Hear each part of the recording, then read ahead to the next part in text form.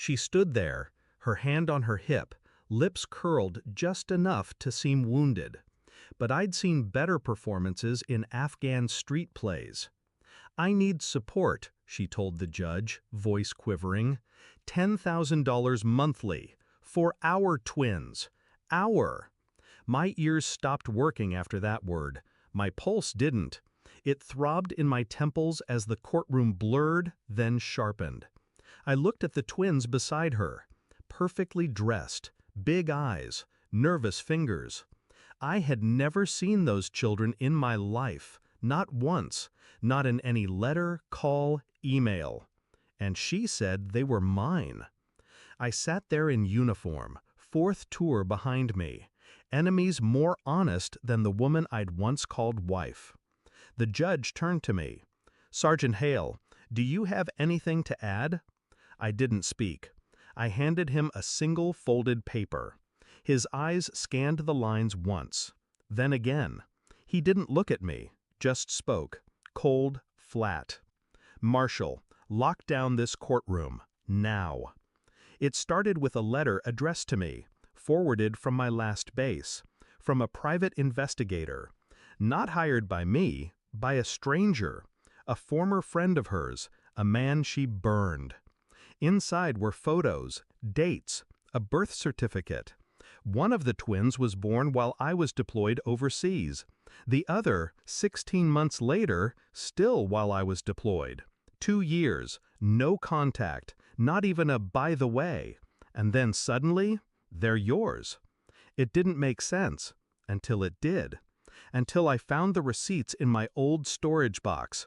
IVF clinic, appointment dates, all paid in full, not by me, by him. A man who used to mow our lawn, her second cousin, a man with matching dimples to the kids she now dragged into court as pawns. I stayed calm, let her lawyer serve the papers, played the dutiful ex-husband, never raised my voice. But I started digging, pulled phone records from our final year, cross-referenced hotel stays, her calendar entries, car GPS logs she forgot to erase. Each breadcrumb led me to her deceit, methodical, almost elegant. She'd forged my signature on consent forms, used stored samples illegally. The clinic hadn't verified deployment status, a scandal waiting to explode. And then I remembered something else: military housing privileges, fraudulent filings from dependency pay while I was overseas. That was enough.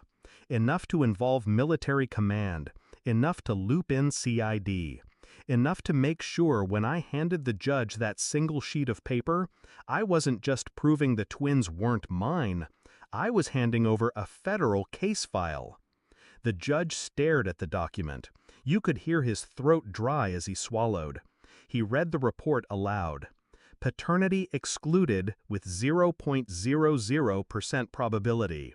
And then the second paragraph. Subject identified in fraudulent military dependency claim filings from 2017 through 2021. Recommended for federal investigation. Her face drained. Her lawyer backed away. Even the twins looked confused, caught in a war they didn't understand. I watched her try to speak, lips twitching, voice cracking. "But he said he'd claim them." The judge slammed his gavel. Enough. A door opened behind us. 2 MPs stepped in, slow and steady. Her knees buckled. She never looked at me, not once, not even when they cuffed her. But I stood, calm, composed, a ghost she couldn't scare anymore. As she was led past me, I finally spoke. "You dragged ghosts into court," I said softly. "Now you get to live with yours." Her lawyer didn't speak. He just left everything, files, laptop, even his coat, and walked out. The courtroom emptied in silence. I stood alone in that room for a while. Not proud, not angry, just free. Outside, the sky was gray. I lit a cigarette I hadn't touched in 4 years. Watched the smoke drift. Thought about the years I gave her, the birthdays she let pass, the deployments she barely wrote through. Thought about the kids she lied about. They weren't to blame, but she used them like weapons. And now?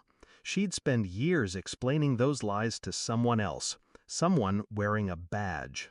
I wouldn't visit, wouldn't answer her letters. Some truths don't need to be spoken. Some men don't need to scream. They just wait for the right silence and hand the right paper at the right time.